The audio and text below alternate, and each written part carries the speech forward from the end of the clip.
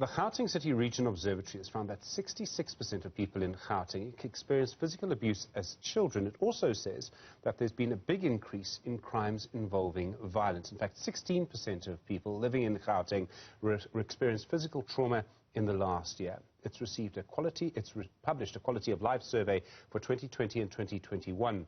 Within all of this is the economic impact. So many people in that province and around the country have lost jobs and income. Graeme Götz is the Director of Research at the Gauteng City-Region Observatory. Graeme, good afternoon to you. Thank you for your time. I mean, to look at the findings around violence and physical abuse as children first. This is a huge figure. 66% of people in that province experienced physical abuse as children. Yeah, it's quite extraordinary.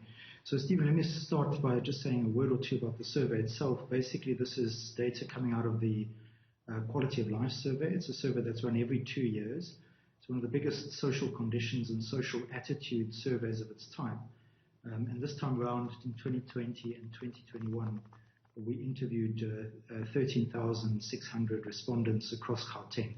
So it's Gauteng focused. Now, this time around, we asked a whole bunch of questions on violence right at the end of the survey in a way that respondents were able to give unbiased responses to what we called an autocomplete section of the survey. And yeah, the results were quite extraordinary. So we're looking at 66% saying that they experienced some kind of childhood abuse. That's either physical abuse or sexual abuse, and about 16% of adults having experienced some kind of physical trauma in the last year, 20% for men, which is very, very high. So, I mean, do we know if the figure is changing for children? So what I'm trying to get to is that, for example, 20 years ago, 30 years ago, corporal punishment was common in South African schools. I think it's less common now, although it's completely illegal. Do we know if there's a higher or smaller percentage of children experiencing physical abuse now, if I put the question correctly? Sure. So let me just explain that this is the first time that we've asked this particular set of questions, and the first time we had that protected space where respondents could autocomplete without the bias that comes from a field worker sitting in front of a respondent asking sensitive questions. So we don't have longitudinal data, but what we are able to do is we're able to cut that figure by age. And what we're seeing that's really interesting is that the older respondents in our survey experienced more childhood abuse than younger members. And clearly what's happening here is that over a period of time, and that's measured by the younger respondents in our survey, over a period of time, that kind of physical abuse, being beaten with a stick or a belt or other hard object, is becoming less acceptable. But nevertheless, the overall figures are really concerning. And then violence, so I'm talking now about people, let's just say for argument's sake, over the age of 18. I mean, still very high figures of people suffering some kind of physical trauma. Is this related to the pandemic in some way? Yeah, again, we don't have comparative data, but just to exaggerate the point that you've just made, again, looking at this by age, if we look at the proportion of males who suffered some kind of physical trauma in the form of being threatened or hurt by a weapon, being hit by being kicked, etc., the proportion of males in the age group 18 to 24, it goes all the way up to 31%. So the average across all age groups is 20%, but for young males, it goes as high as 31%. So basically what we're saying is a third of all young males in this province experienced some kind of physical violence in the last year. Now, it could very well be that the stresses and strains of this extraordinary period have exaggerated that problem, but we don't know. We'll try to ask these kind of questions the next time around that we run the survey in 2 years' time again in order to get a comparative picture. I mean, we know, for example, that, I mean, we've known for a long time, and I think you find this in other countries as well, that violence is particularly, the people who suffer violence are actually, it's more young men than almost any other sector of society. So young men are both the people who perpetuate and suffer violence. Yeah, exactly. But yeah, I mean, the exact proportions are really, really frightening when you look at the survey results. I mean, the first time I saw the data for 10% of our sample, and it's a completely representative sample, to say that they've been threatened or hurt by a weapon in the last year. 1 in 10 have been threatened or hurt by a weapon. That's really, really scary. We also, by the way, ask questions around rape and intimate partner violence. And just to give you an indication, 1.5% of our sample said they'd experienced rape in the past year. Now, that looks like a tiny percentage, but it's 20 times higher, the incidence of rape as recorded in police statistics for 2019-2020. 20 times higher.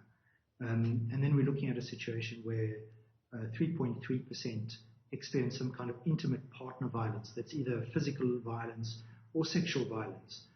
It goes up for women. 5.1% of women experienced intimate partner violence. And extrapolated to the population as a whole, and this is the important thing, those figures might look low, but extrapolated to the population as a whole, we're talking about hundreds of thousands to millions of people experiencing this level of society. We're a very, very traumatized society in so many ways, as revealed by this data. I mean, and what the data presumably shows is that that level of intimate partner violence, sexual violence, is probably fairly consistent. What I'm trying to say is that someone will indicate to you in the research that you do that I was raped or I was assaulted, and probably still lives with the person who did it. Yeah, absolutely.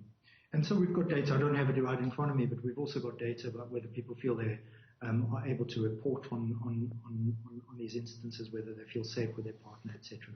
And it translates into many, many other areas of life. So those people who experience some kind of intimate partner violence in the last year have significantly higher levels of measured depression. So they're very much higher, more highly at risk of depression than the average.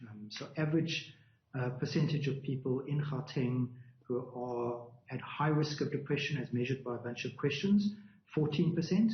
Those who experienced intimate partner violence in the last year is double that at 23%. So a quarter are basically, if they've experienced intimate partner violence in the last year, have a high risk of depression. And there's all sorts of, obviously, other health effects down the line. I mean, we could spend an hour just talking about that, and Graeme, I hope at some point we can. There's the economy as well, of course, and I mean, you find, and I mean, this data it confirms Newzroom data and other data that we've seen, that so many people have lost income. I mean, I think your figure is 1 in 10 people lost a job. Yeah, so it's actually a little bit higher than that. So let me just say, in general terms, this is one of the big takeaways from the survey, is that COVID, both in terms of the direct impact of those people being affected through deaths in the family, which might have affected a breadwinner, or the indirect effects of lockdown has had a very, very serious impact on socioeconomic conditions in the province. Now, of course, we know that intuitively. We've obviously seen the media reports around this stuff, but it's the nuances that come through a survey like this that are important. So, by way of illustration, 30% of our respondents who said the question was applicable to them, not everyone is working, right? 30% of respondents who said the question is applicable to them, that's 1 in 3, say they've had salary and working hours reduced since last year. So they've lost income. 18% have lost a job. 10% have had to permanently close a business. And where things get really interesting is if you then cut those kind of figures by things like race or education or so on and so forth. And I'm just going to give you an illustration of this. The proportion of white respondents who lost salary and working hours is higher than for Africans. And we were scratching our heads. This is very strange. It's counterintuitive. But if you look at the job loss figures, only 12% of whites lost the job compared to 19% of Africans. And what's happening there is that whites have been relatively more protected. They've suffered the lesser of the two evils. They've had working hours and salaries reduced, but their jobs have been relatively more protected. Whites have also bounced back in other ways. They've been able to get employment at a higher rate after having lost a job than Africans. So 52% of whites have got a job even though they lost it. They now have a job, they've got a job back, or they've found new employment, and that's 10% higher than Africans at 43%. So we can see in the data the extraordinary impact, but also the nuanced ways in which the impact of the pandemic has affected different people. And it proves every other indicator which shows that racialized inequality in our country has deepened and grown during this pandemic. We do need to talk a little bit about, because all of this is going to have an impact. I mean, it could well be a political impact of all of the data that you're talking about. Levels of trust or distrust in government, I don't know how you measured that, but it does seem that particularly in Gauteng, there's been a big change in people's attitudes towards government.